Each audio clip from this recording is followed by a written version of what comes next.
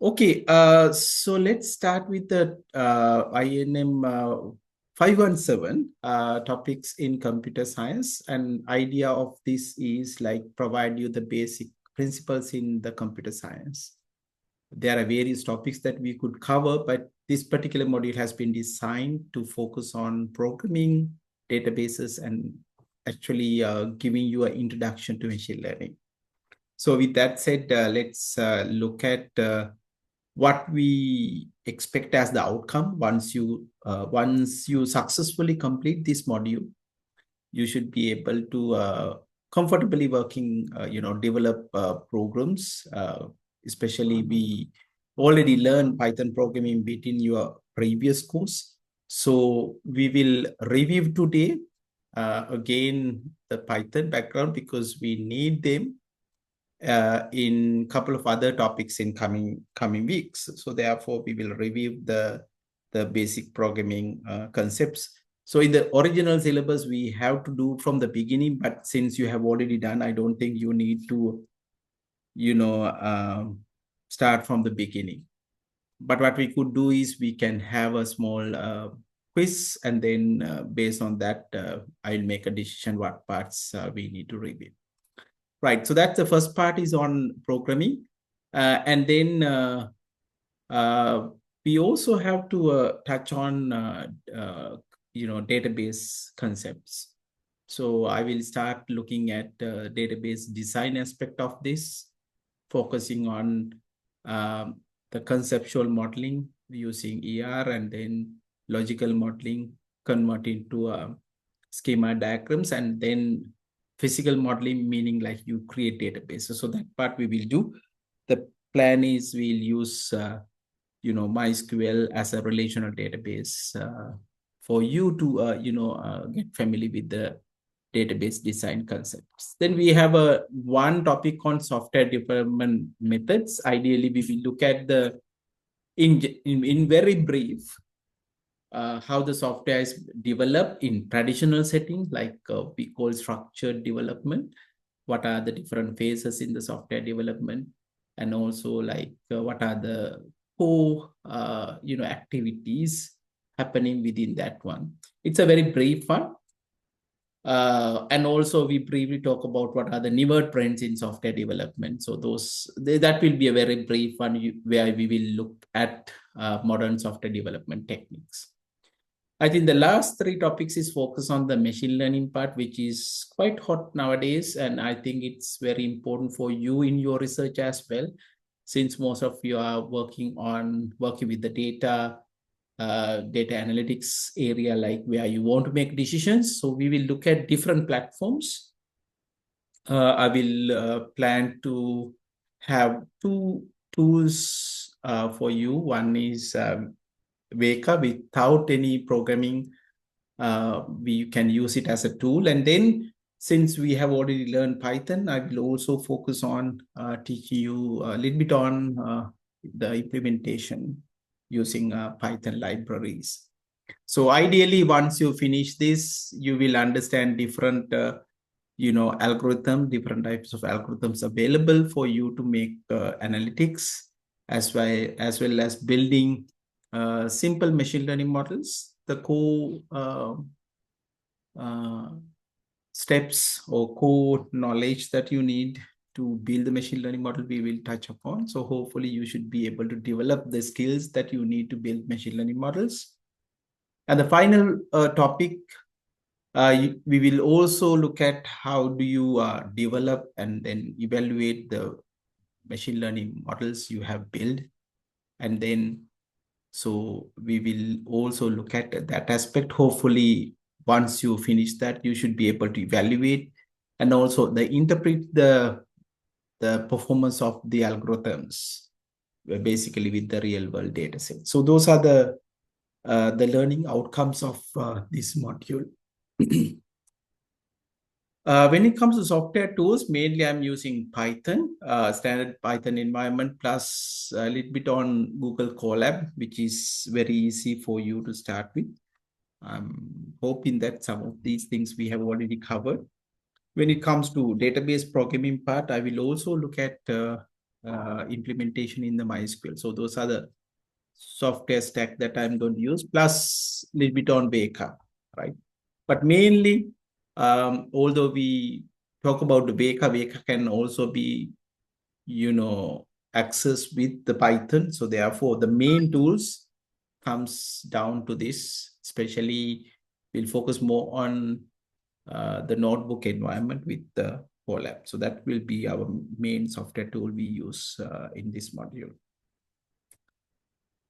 Okay, and then when it comes to references, I don't think I can cover everything, and I need substantial amount of effort from your end as well, because computer science is a vast subject, and if you are not coming from that, I highly recommend that you start looking at some of the core topics, and I'm here actually listed some of the good references for you to start with. First of all, we have already learned Python, and there also I use this very same book, Alan Downs' book on how to think like a computer scientist. So later versions, he said this is the Think in Python, which is freely available.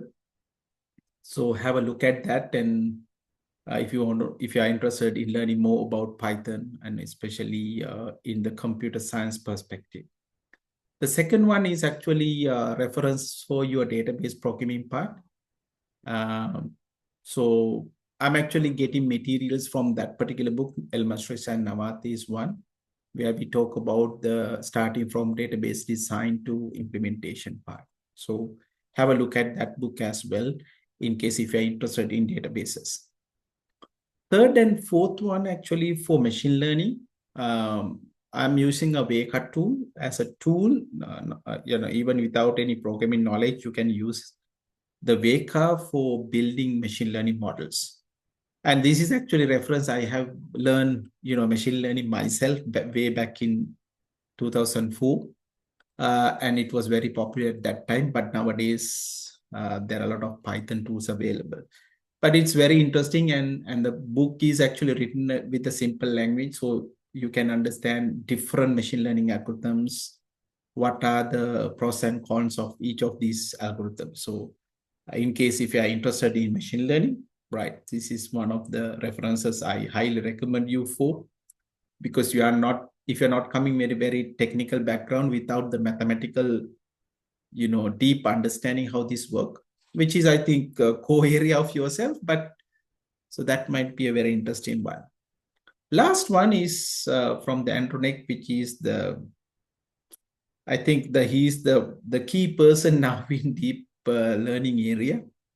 And he has written a book, again, it's freely available, on the practical implementations of machine learning. So if you are like thinking of switching your career, or if you want to really practically learn the tips and tricks of implementing machine learning, okay, so here is his book is again available freely. So have a look at it, and there are a lot of videos, and you can also visit his website, Deep Learning AI, where he talks about newest trends in machine learning. So those are the core references I am actually using for this module. Okay, before that, a few things that I have updated the LMS page. If you have look at it, I have put down my plan delivery. Maybe I will share quickly the plan. Right. So few things that I have not included in the slides is your evaluations. So you are familiar with my way of teaching. We'll have some online quizzes most of the time, just to evaluate your understanding of material I covered in the class. Plus, there are few assignments in programming, databases, and as well as machine learning. So there'll be three assignments, co-assignments comes under one in programming, one in databases, and then one in machine learning, especially to understand the machine learning process. So apart from that, every week or so, we will have some small short quizzes, except today we have a lengthy quiz today, short quizzes for you to, check your understanding of the material we covered, right? So that's the plan delivery, as well as in the 15 weeks, that's the plan of delivery. So you can see that the, the plan delivery. So today my session will first look at what you have already learned in our previous course. We are reviewing Python from very basics to object-oriented programming concepts. So the next one, we will look at the pandas data frames, which is the basis for analyzing the data.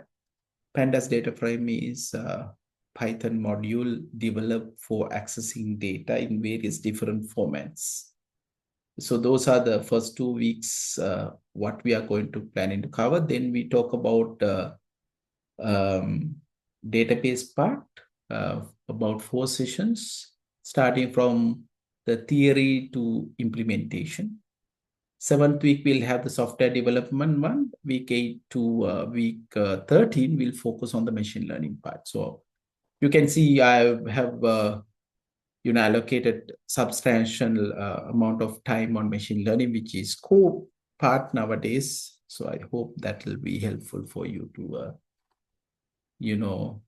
have the skills in machine learning. Right. That's all what I have about the course introduction.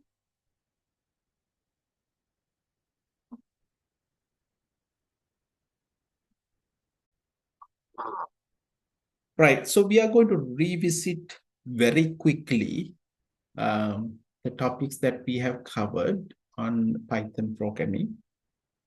So think this as a review and have your own notes. And after this, we will have a small quiz session so that we are make sure that you are ready for our coming sessions. Okay, starting from the beginning, I think we don't have to talk about the why Python programming is quite popular today, and which is still the #1 programming language in all the ranking websites, right? Because of all these useful features. And we have looked at 2 types of modes, and interactive mode as well as script mode is used. So this two-way of programming is also quite common in other programming languages like MATLAB. So usually interactive mode like a calculator where you can actually check on this, and if you want to develop lengthy programs, we go for script mode. And in this module, we focus on the notebook environments, which is quite common in a data analytics, since we talk about data analytics later in this module.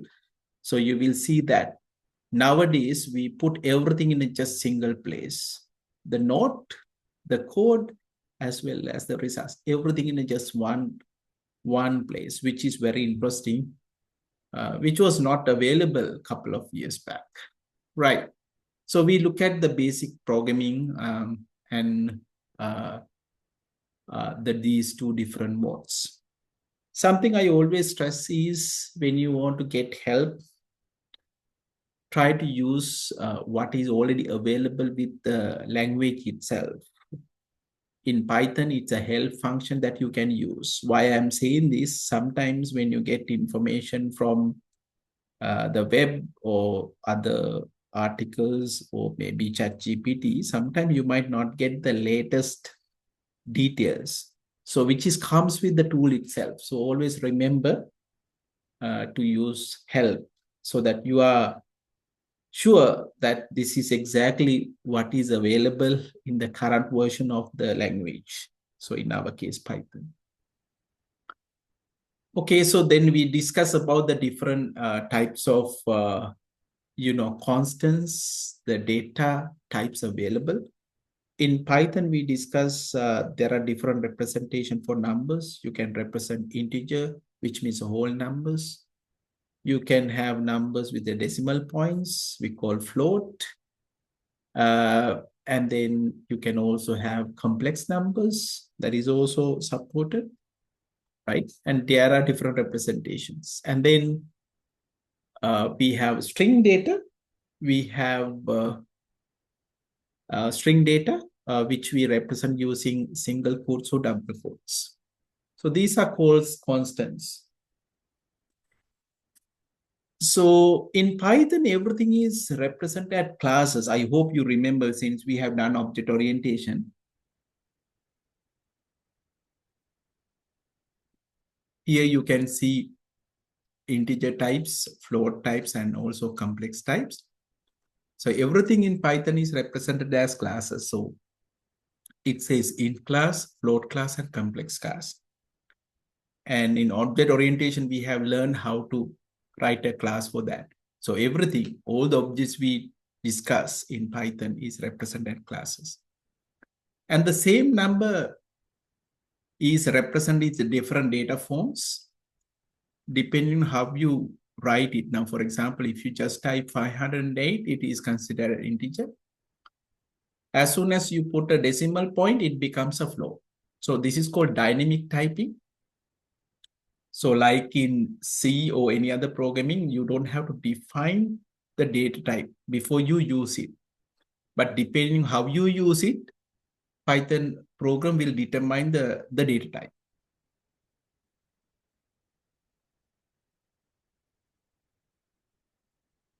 For example, same number 508, if you use single quote, it considered as a string.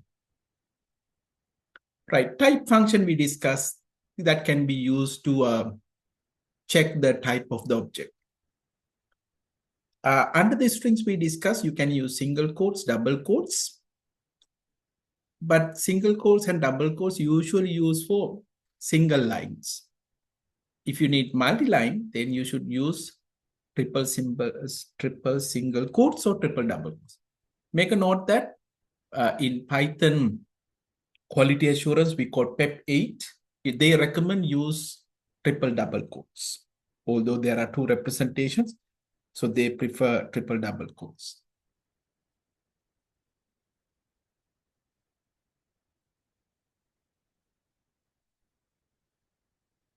So I hope remember the rules that you need to follow when you're creating names, when you're creating class names. So you have to follow this set of rules. You have to start with the letter or underscore. After that, you can have digits, and it will not allow any other characters. And the other point is it's case sensitive, like in Linux systems. So if you use my name in all simple letters and my name with N capital, considered as two different variables.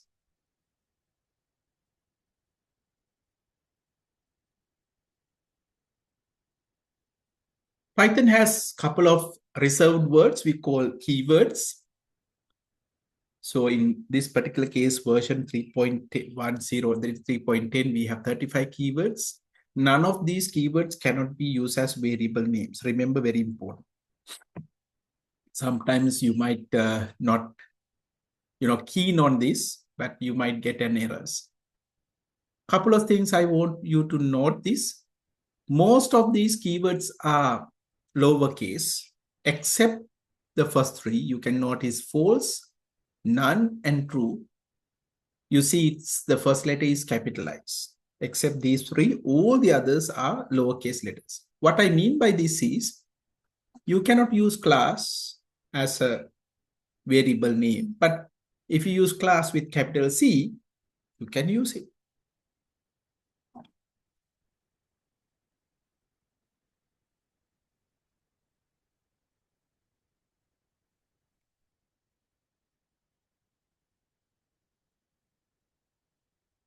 Okay, sorry about that.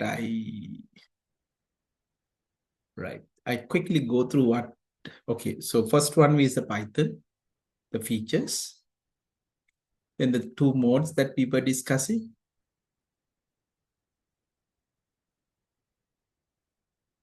And then use of help function. Okay, here is where we talk about the different types of the data we have. And mainly we focus on the constants. If you use numbers as it is, string as it is, they consider them as constant values. So depending on how you might represent the number, the type will be different. So 508 considered as an integer value, but 508 with the decimal point considered as a float. Right. Type function will give you the type of the object, and strings, single liners, we can use single quotes, double quotes. And if you need multi-line string, use triple single quotes or triple double quotes. And what I said here was in PEP 8, which is the styles in Python, they recommend you to use triple double quotes. Okay, variable rules we have already discussed. You have to start with the underscore or a letter. And after that, you can use digits, but none of the other characters are allowed. And also, the variable names are case sensitive. This is the way we have stopped. So all the keywords available in Python in simple case, except the first three, where you see false, none, and true, where the first letter is capital. So what I said here was like if you use class, you cannot class as a variable name, but if you can use class with capital C. Right. Assignment. Now here, this is called assignment. In left-hand side, usually you have a variable. The right-hand side, you can have expression. When I say expression, you can have constant value. You can have another variable or some arithmetic expression. So very interesting thing in Python is when you say A equals 10, what happens in the memory, it will allocate the space to store 10. Interesting, when you say B equals A, it will not create a new space. What this particularly in Python, it means that, okay, B is the same as where the value is stored under A. So this is the label. So what happens in this operation is B is also referred the memory location allocated for A. So this is slightly different from some other programming languages. And finally, when you say A plus B, so since A is 10, B also refer to the same memory location, which is also 10. So when you say C equals A plus B, 10 plus 10 becomes 20. Right. And Python statements, you can have, combination of values, combination of variables, or some operators to call function. So all these are considered as Python statements. Right. Then we discuss about the arithmetic operations. I hope you are familiar with the addition, subtraction, multiplication, and division. Exponentiation means the power. Integer division will give you the integer part of the number. Modular division gives you the remainder. Then the order is again important, like in mathematics. Since you are mathematicians, you already know that you have to follow the rules. One thing I want to highlight here is usually when you're evaluating expressions, normally you go from left to right. If you have same precedence, then you evaluate from left to right, except one case, exponentiation. So what happens here is it evaluate from right to left. Usually, you cannot perform operators on strings, except two cases. You can see here we have two strings and plus. We don't say this is addition. This is called string concatenation. Basically, these two will be glued together. Similarly, The other operator is multiplication symbol, where you have a string and an integer value, which represent repetition. So when you say fun multiplied by 3, you get fun, fun, fun, which means that the string fun repeated 3 times. Since now we discuss about there are different data types available in Python, you need to convert in between. So this Python type converter function can be used for that. So integer is can be used to convert an object into integer type. Similarly, float is used to convert into float, and string is convert to string. And note that you cannot convert anything to that particular type. It depends on what we are using. For example, if you have 3.14 and here we are trying to convert into int, yes, it's possible.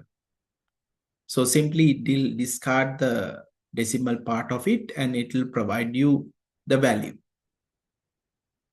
right? But if you say int and string like this, you might not get because it's not direct, right? So if it is a direct, it's easy. So for example, here it works. Int 17. 17 is represented as a string value, but it can easily be converted to int because it's a direct conversion. So you have to get familiar with this, type converter as well, depend on your requirement. Okay, next thing that we have looked at is an input. We can use input function and always within the bracket, you can put whatever the message that you want to pass it to the user. So when you say, please enter your name inside the input, basically this message will be displayed to the user.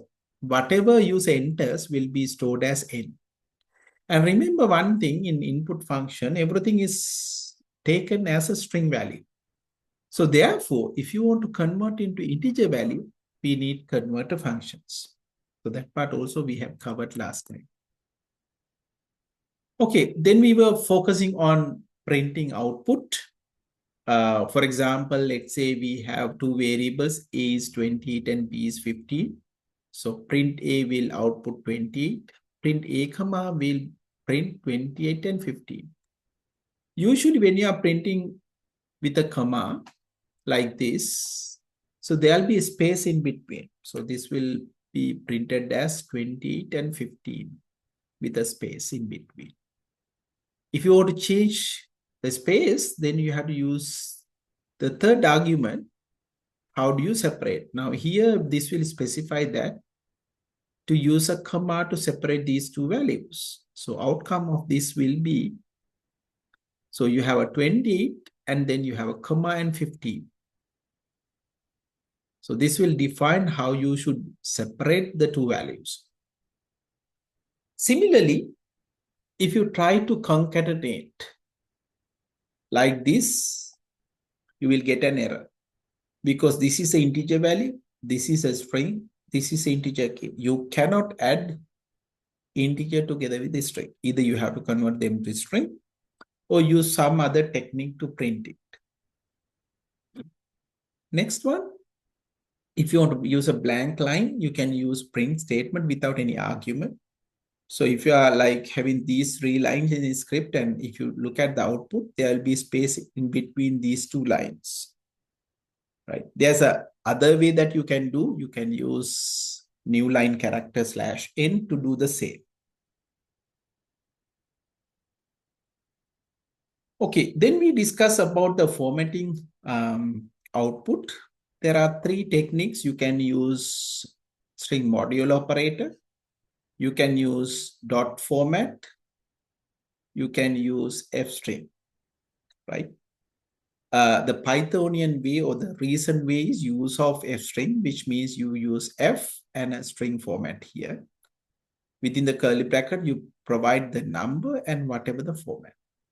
So for example, if you take this one, what it means, okay, you are going to format the number stored in A with 2 decimal places as a floating point number. Number 7 means here how many digits you are going to allocate to represent the number. Right? So that's what it means. Similarly, the same kind of formatting available with the format method as well as a string module. Again, we have discussed these ideas in our previous module. Right. Then we discussed the basic concept in structured programming, that is control structures, sequence, selection, and repetition. Sequencing means like you execute everything. That part we have already done. And then after this point, we are going to focusing on the selections and the repetitions. And for that, we talk about another data type, which we call bool. Bool has two values, true and false values. Remember, the values are starting with the first letter in capital. So true, T capital, false, F capital. So make sure that you use the correct values, otherwise you will get an error. Then in repetitive statements and the selection statements, we need to have a Boolean output. So ideally, most of the time, we may use some Boolean expression where you check whether your right-hand side and the left-hand side. So here you can see the three examples. We are checking whether the right-hand side, left-hand side is equal to right-hand side, which is true for this one. False. This is again true because this is two strings plus is concatenating. You are getting same answer. So this should be true, false, and true. So here is the list of comparison operators we discussed. Less than symbol, greater than symbol, less than or equal, greater than or equal, equal and not equal. So these expression can be combined using logical operators. So we can use AND operator, operator, and not operator.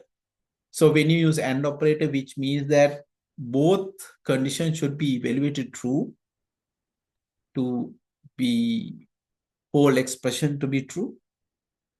You can use operator. If any one of the expression evaluated true, the whole operator becomes true. Not is always opposite. If the expression is true, then not true is false. So hope you understand.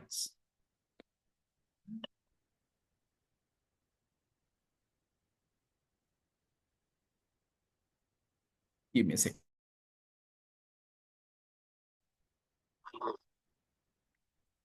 So in Python, we have a selection statement. We normally use if, else, elif. Repetitive statements, we will use for and while. So ideally, you can notice that if you want to make a selection, if it is true only, then you can just use if, like in this particular case. So in this particular piece of code, you can notice that we are getting a number from the user and convert it into value. And if the number is negative, then we'll make it a positive value.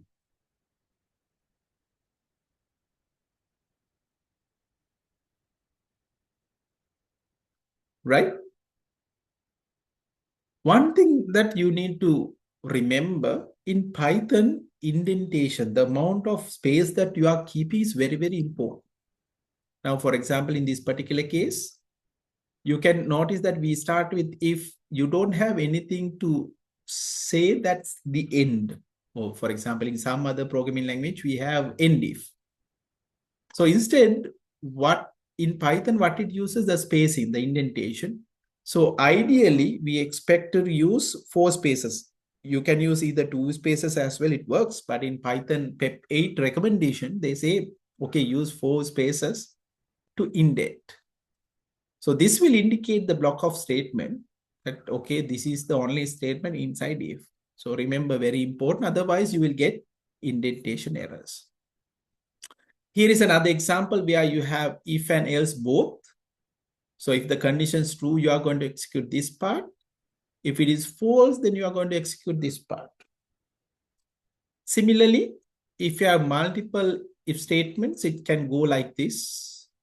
So in this particular case, we are getting a temperature, and depending on the temperature, we are going to output the state of state of water.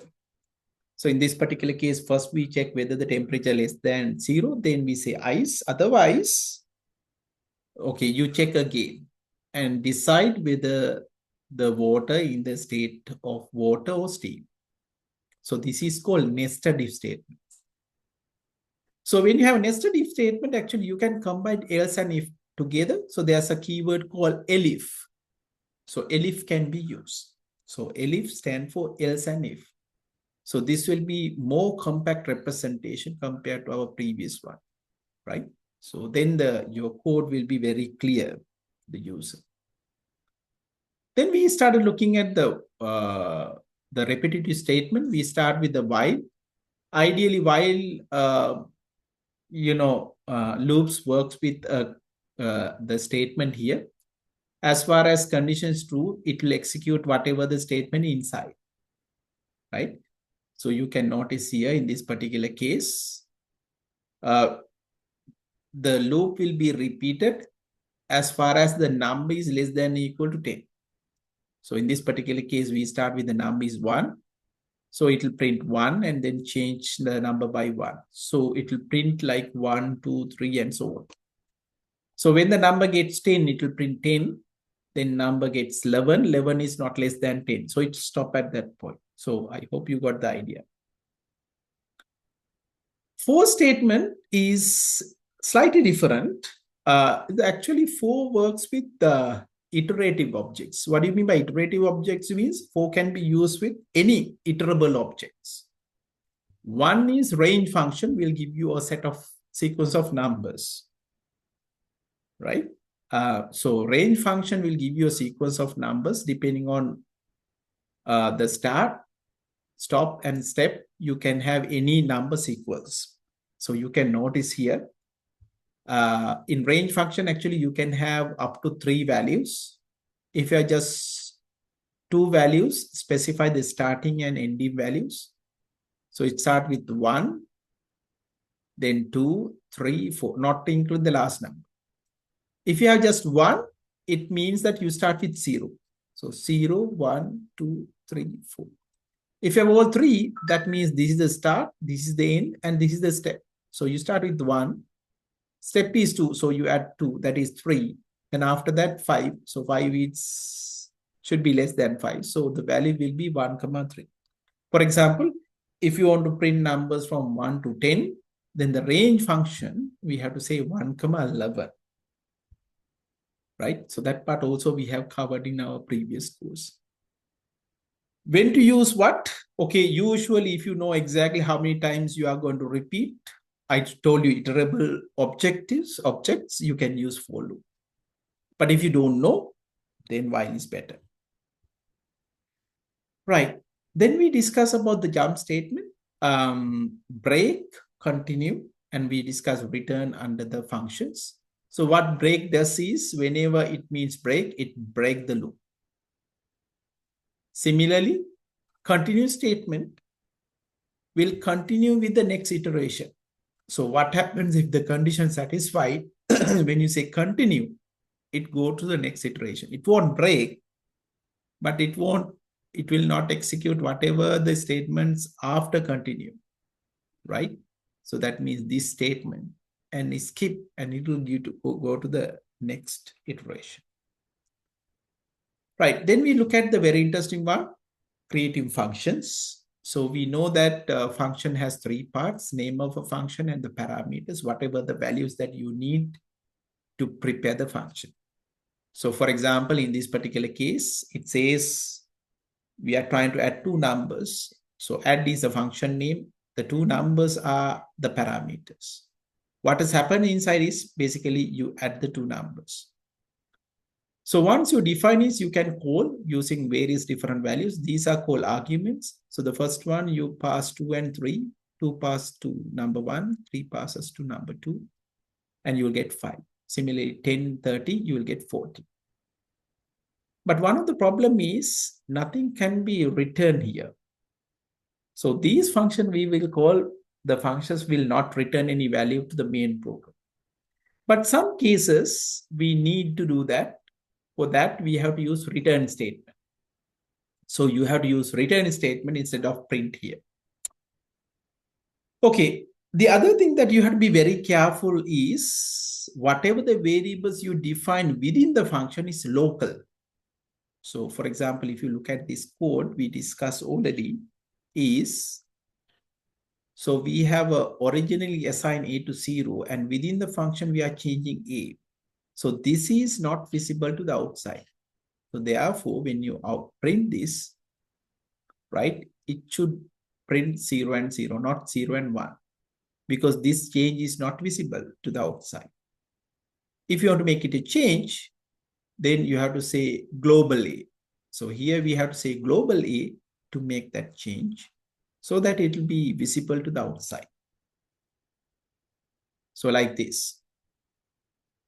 So in this particular case, when you say print A, it will print 0. When you say change A, it's global A, which is the same A. So that will be changed to 1, and this should print 1. So the output will be 0 and 1.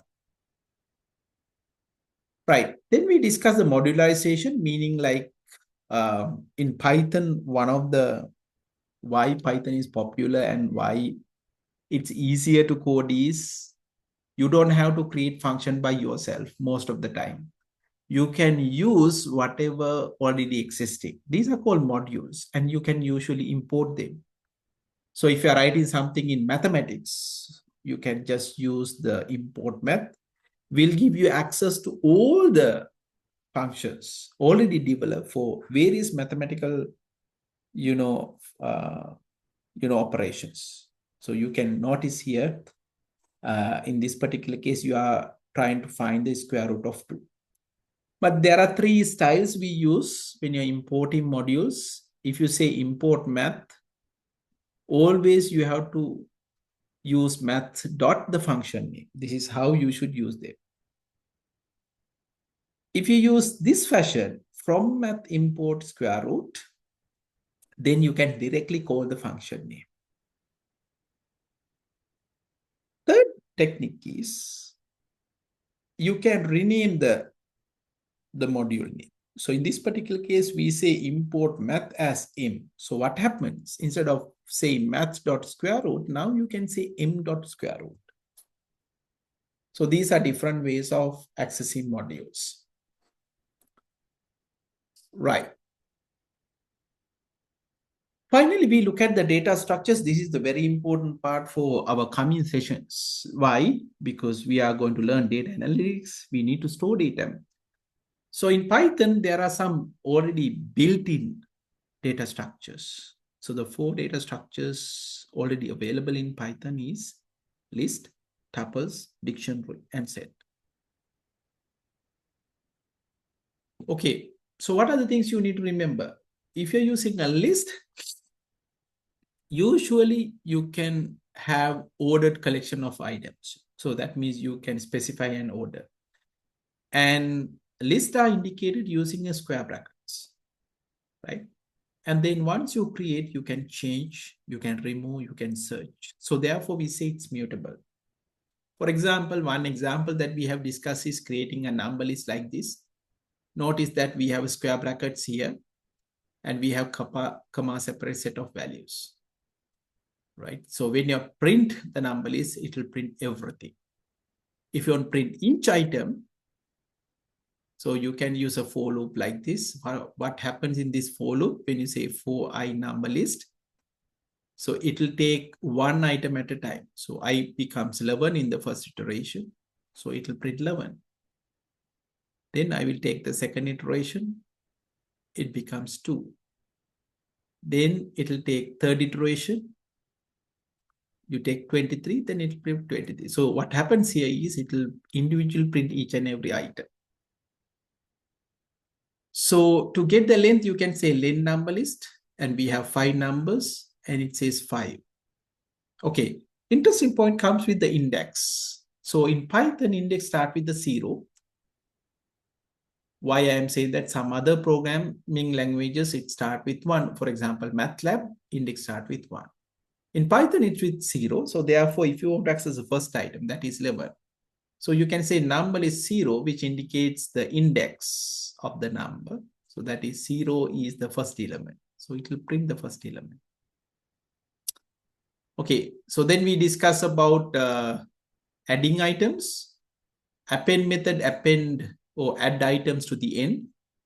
Insert will insert based on the index. So when you say insert 1, 20, we know first item is 0, second item is 1. So the 20 is added as the second item. Right. If you want to change the items, you can refer the index. So when you say number is 1, it indicates the second item and we make it to 20. Next, we discuss about the sorting. If you say sort, it will sort all the values in the ascending order. But if you say sort and reverse true, this is a flag, then the list is sorted in descending order. Okay, next we discuss the removing items. You can use del keyword. Del number is 0. 0 is the first item. So this is how you can remove the first item based on the index. The other one, you can use a remove item with just the value. So here we are trying to remove the number 100 from the list.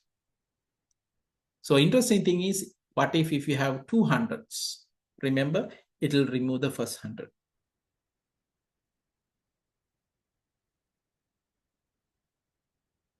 Now, list can be used to represent other things as well. For example, matrices. How do you represent them? So you represent them as a nested list. So for example, in matrix representation, we can represent each row as a list. So you can notice here we have square brackets and each row we represent like this. So when you want to select a row, for example, second row, we know that first row is 0, second row is 1, 2. So when you say matrix 1, it will select the second row. Similarly, if you want to select a particular element, we specify row and column. So when you say matrix 1 and 1, what it means? 1 means the row index. So 0, 1. So this is the row that we are specifying. Then we specify column. This is 0, this is 1. So basically when you say 1 and 1, we are accessing the middle element. So this representation is very, very useful when you're accessing elements. That's called nested lists. Then we discuss the tuples. There are slight differences. It's same as ordered collection of items, but once you create, you can't change. So you can think this as read-only list. The other difference is this will indicate with rounded brackets, normal brackets. So you can notice that it's very similar to the previous one. We have rounded brackets here. So all the operations that we have discussed earlier also works, except that you cannot change any values. So you can print the tuple, whatever the values, you can access each individual elements. You can check the length, you can print the first element, you can delete the tuple, but you cannot delete individual items. You can change individual items, you cannot add anything. So therefore, this is considered as read-only list. Then we discuss the sets. Remember, it's an unordered collection, so there's no order specified. So if you say number set like this, we have an order here. 11 is the first item, second is. But when it comes to representation in Python, it's arbitrary. It's random. We never know like what order will come in because it's an unordered collection. So you can use the same operations. You can add items, but we have no control where we are going to add item. So when you say add 6, 6 might go to the first element, as a 6 might go to the second element, and so on. Actually, you can use multiple elements as a list like this. So in this particular case, we are trying to add 6, 7, 8 to the existing list.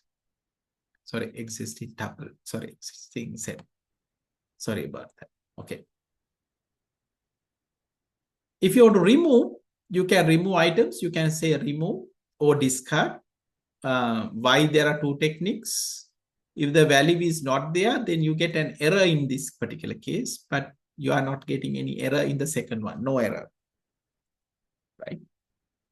So that's about the sets. And the finally, the dictionary. This is the very important one in my case in data representation, because in pandas, what we will discuss next week is basically most of the representations are very similar in dictionary. So what is in dictionary? Right. Now, in the list and tuples, maybe since this is very relevant, I'm going to share the whole screen. And also I will take the Python interface, because this part is very, very important for our next one. Right. So first of all, dictionaries, usually you have two pairs. So in our very first one, we can have something like this number list, and you can have set of numbers, right? We say 11, 23, 5, 67, and 89, and so on. So in this particular case, if you want to access a particular number, we use an index. For example, if I want to access the first one, I can say print number list 0. You can see we are using a numerical index here. The problem with the numerical index is when you have a very large values, you have to count and figure it out which number it is, right? For example, let's say you have a data set. You have a large number of columns. Finding out which columns contain the value will be tedious task, right? So when you have a situation like this, we can directly use dictionaries, right? So in dictionaries, you have two values. You have a key and value pairs. So same thing if I represent as number dict. Let me use the same one. Let's say use direct values. For example, I can say, okay, number 1 is 11. Number 2 is, right, 23. So likewise, you can have values. So when you want to access the value, now you can refer the key. When you say 1, you get it. So this is very, very important. So in a data set, let's say you are collecting information about the student, right? So you can have a student dictionary. So you can have name, right?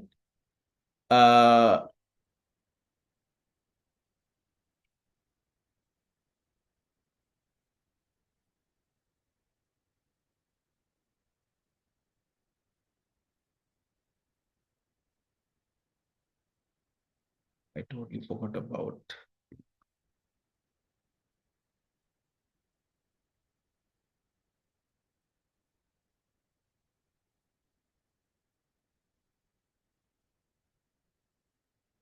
You can keep a dictionary like this. You can have like any number of fields. The point here, okay, I made a mistake again. It should be colon again. Sorry, the representation.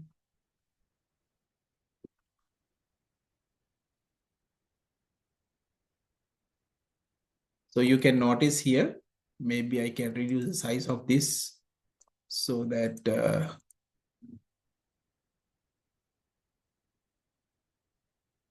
right, you can notice now very clearly. So you can see different fields. So in a data set, this way of accessing is very, very easy. So if you want to access, let's say, marks, you can say marks directly. You don't have to, figure it out which column is it. You don't have to count from 0, 1, 2, 3, and so on. So this way is very easy in data representation. So dictionaries are very useful. And this is the same kind of a style we use in many of the data storages. You have key value pairs. Right. So in this particular case, what we discuss is how do you represent key value pairs, printing them. And when you're printing, actually, what you need to remember is there are slight differences since you have key value pairs. If you just use a for loop, it will print only the keys. That is 1, 2, 3. If you need values, it will print only the values. If you need both keys and values, then you have to use items. So accessing, we have already discussed. Adding items also easy. For example, in previous case, if you want to add a new item, new field, it's easy. So we can say student dictionary. Let's say selected. Let's say whether students are selected or not. So I can say selected and we can say yes. So now what happens if you print student dictionary?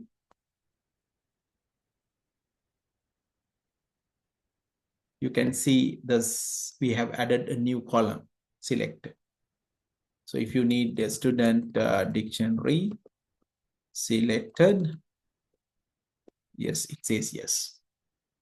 So it's a direct way of accessing your elements. So it will be a quite common practice is all the data representations we are using key value pairs.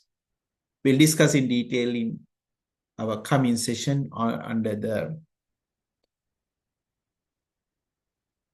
pandas data frames. Okay. Right, that's about the dictionaries. I think you can have a look at them. Then we discuss about the substrings. When we are specifying indexes, you can specify forward indexing and backward indexing. It's very interesting and it's very useful as well. So this is also very useful in data analytics. Whenever you want to access the first element, you can go with forward indexing. When you want to access something at the end, you can go with the backward indexing. Now, for example, in my previous one, we have a number dictionary, right? Oh, sorry. No, we have, let's say, number list. So you have numbers. So if you want to access something from the beginning, you can say number list 0. This is easy. And then the next one is, if you want to access from the end, you can use negative, which indicates the last one. That is something what we have discussed. So similar to that, we can specify any substring, sub-elements within this. So this is applicable for even the list as well, although we discuss this with the strings. Now, for example, let's say something like this.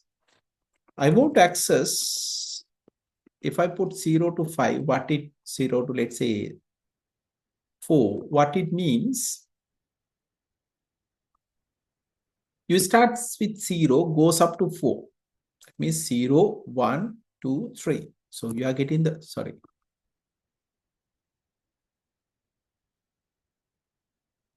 What was a mistake I have done? Okay, it's number list, right? Right. So what I meant by this is I'm accessing the from 0 index to 4.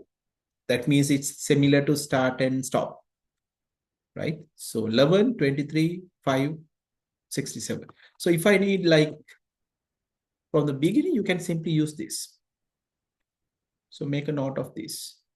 Similar to that, let's say you want to access the elements. Let's say start from the first one, right? We have 0, 1, 2, 3, 4. We have 5, right? So you can notice that we start with the second element, goes up to the end. So simply we can represent like this. Again, make a note of this. We are going to make use of this in when you are selecting columns, rows in a data sets. But if you want to pick something in the middle, so for example, we can put it like this. So we have 1 and 2, just 2, right? So similarly, if you say this, what happens? Everything, right? You have 0, 1, 2, 3, 4, 5. We have 0, 1, 2, 3, 4. So when you're starting and ending, you don't have to specify. So simply you can put it like this, which indicates everything.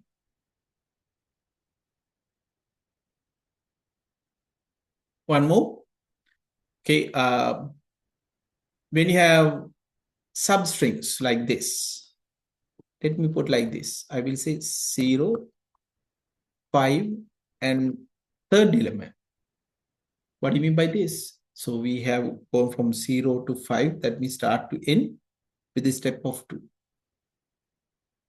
So you will get 11, 5, 89. So 0, then 2, then 4. Every other number. Right? Very interesting. So therefore, like, since this is everything, you don't have to specify this. Should work.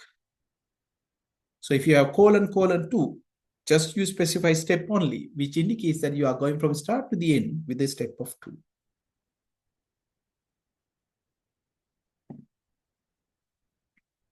One more. Okay, what about this? We have -1,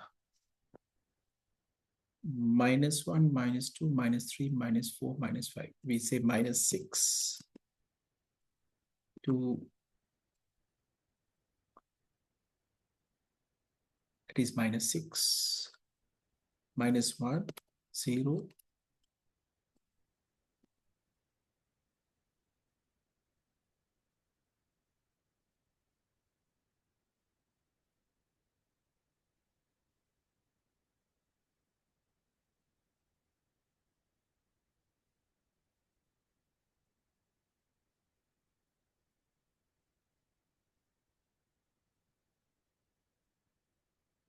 So it's the other way around, right? So start to the end. So therefore, you don't have to specify this. So this will actually reverse the list. -1 is reverse the list. Make a note of this one as well. So this is called substrings. This is very especially very useful when you want to select part of data. So in a data set, it's like when you want to like select a part of the data set. So this will be very, very useful. Right. So that's about selecting subset of strings. In our case, we implemented with the list. Right. The last one that I want to discuss today is object orientation. So under the object orientation, I told you in Python, everything is represented as objects. So therefore, understanding how objects are represented in Python, it's very important. Few things we need to know is in object-oriented programming, we see everything as classes and objects. And class is like a template and object is a instance that you create from the class. Ideally, you will, when you're representing in graphics or graphically, when you want to represent, we will represent like a rectangle shape object like this. So in this example, we are representing a credit card class. So you have a class name, you have a set of variables, and you have a set of methods. So first thing is you represent in like this. You identify what are the variables that you want to represent and what are the methods that you want to represent, and then you can actually implement the class, right?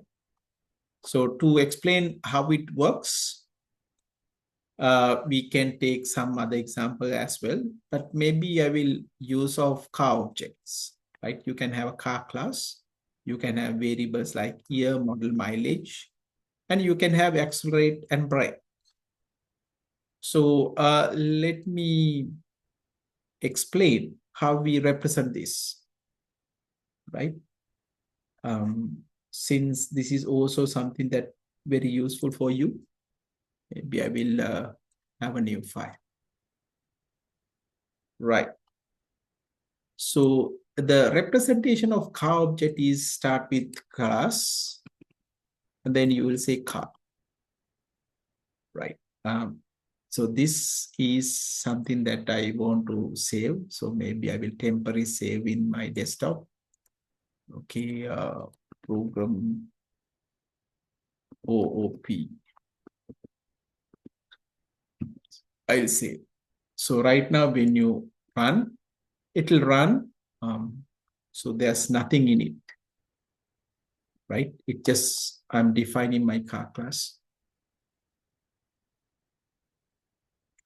So the first one is you have to define all your variables.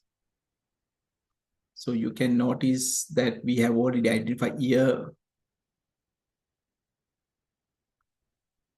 right? Model and mileage. So these are like what are the internally, what are the values that you are going to store.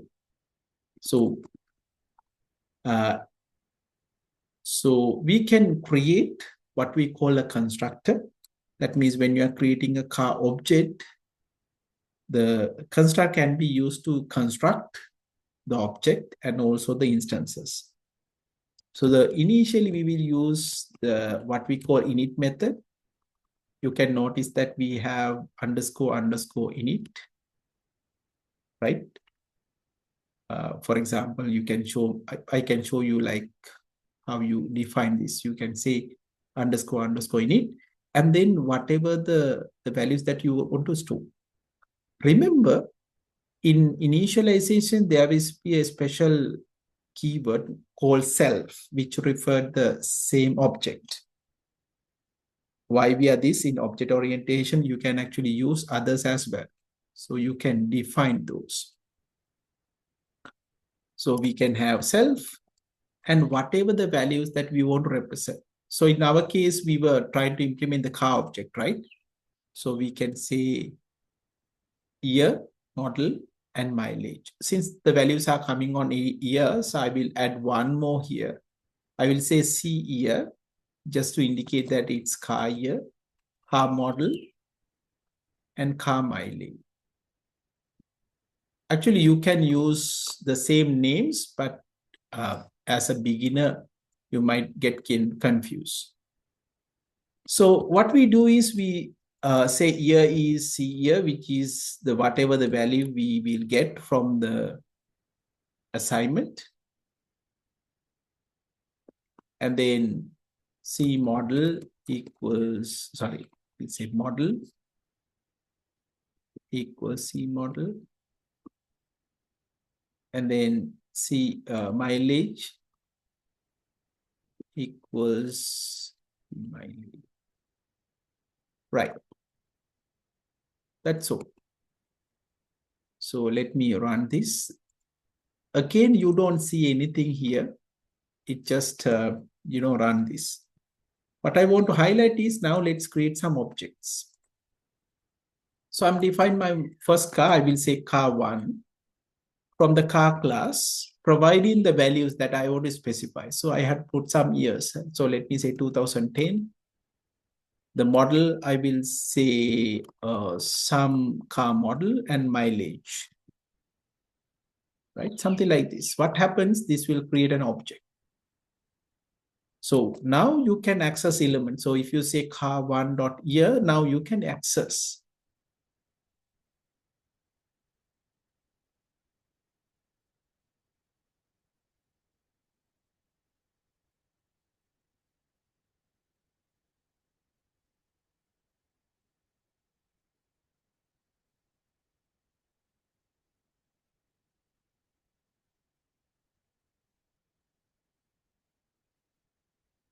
Okay, I didn't run this earlier.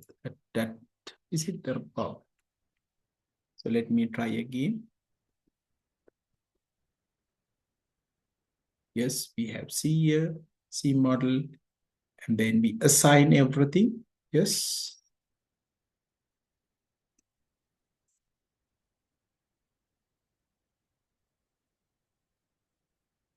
Okay, let me try the other one.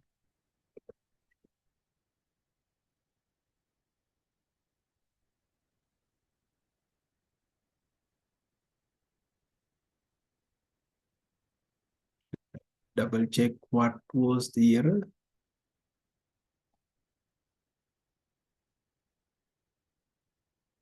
Any nothing wrong here.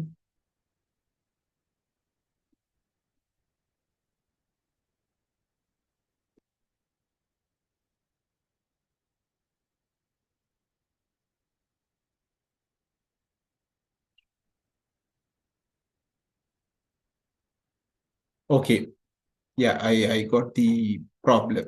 So I didn't use the self. Okay, let me explain why I didn't get the answer. So this should be specified with self keyword. I told you self keyword has a special meaning in object orientation, which refers the same instance. So when we refer this, you have to say self. So that was a mistake I have made.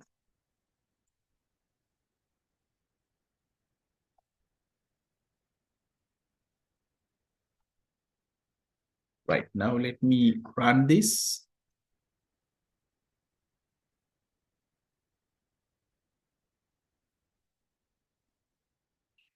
Okay, we create the car object. So I will say car1 dot. Yeah. Right, now you get the value. So similarly, you can create any number of objects. Now, what we are trying to implement, let me talk about some methods as well. How do you accelerate and brake? Let's simulate.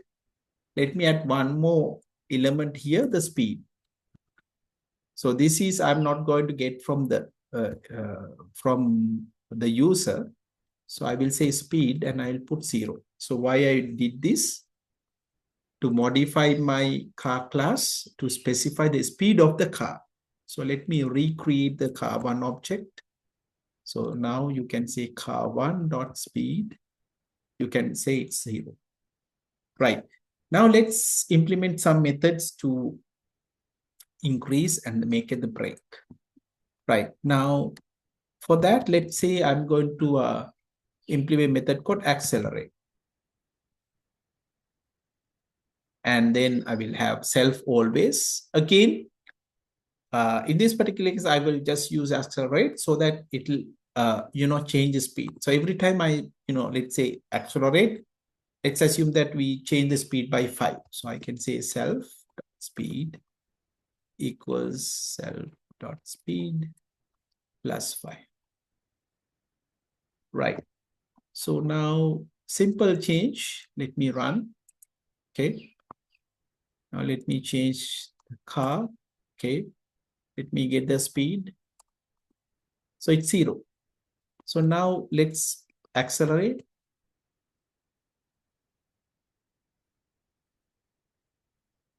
Okay. So if you check the speed, it will be 5. Again, accelerate.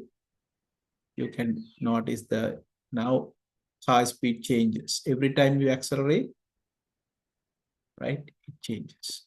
Right. You got the point how you actually manipulate the method. Similarly, one more. Let's define brake as well in a similar fashion. So the idea is when you say brake, let's say we want to set speed to 0. Now let me run. Okay, you cannot use brake because I hope you remember brake is a reserved keyword. So then I will say apply brake.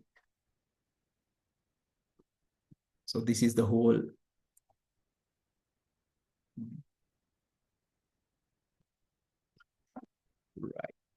you have everything now.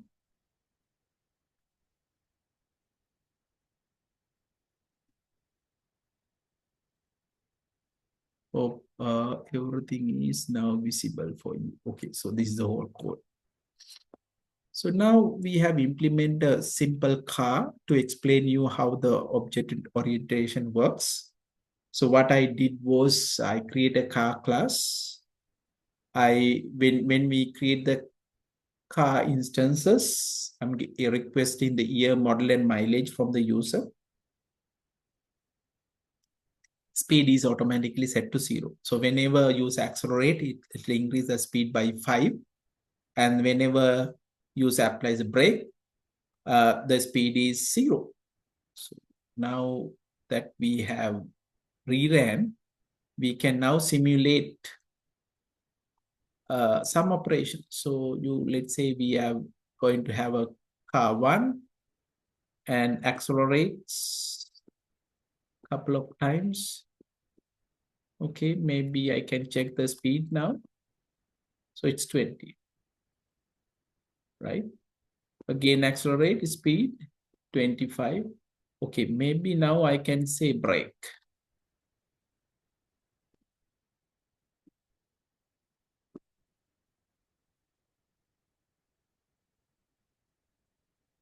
So what is the speed now? It's set to 0, right?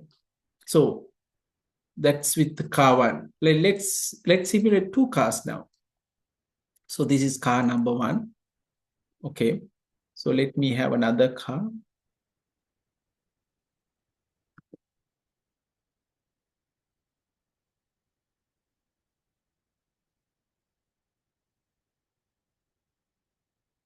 So let me say we have 5,000. Okay, so we have defined 2 cars now, right? And then let's accelerate car 1. Car 1 dot accelerate. Okay, car 2 also accelerate. Okay, car 1 accelerate twice. Car 1 once. Okay, let's say we have something like this. So you can check the speeds. Car 1 now speed is 20. What is the car 2? Speed is 10. Okay, we'll say car 1 apply brake. So now let's check the speeds again. Car 1 speed is 0. Car 2 is 10. So you can notice once we implement this, we can, simulate various different ways of implementing cars, right? So similar that, I think in the previous module, I have given you the credit class, complete code for credit class, you to, check how the credit class card works, where how you make some transactions, you settle the, credit card and so on. This is very, very useful to understand the idea. I mean, I don't want you to implement, classes, but you are already using them. For example, if you take a list, right? Like let's say append method, right? You can notice append is implemented as a class. You see here self keyword and an object. So append the object to the end of the list. So it indicates that everything, including all the data structures in Python, implement as classes, right? So understanding this would be helpful for use of this. So now I hope you understand the use of self keyword. So whenever you get a help from some object, you might see this, right? So for example, I can say help list dot sort. So it's look like this, right? So that's actually coming from how they have actually defined the structure inside the class in list class, right? So that's all what I have right now about the object orientation. Okay, NumPy and Matlab I'm not going to cover, but I want you to have a look at and come for the next session. And I want to have a small quiz on the topics we have covered up to this part, just to make sure that how much you have, remember, so that when I'm explaining that I can actually make some changes. Right. We'll have a small break.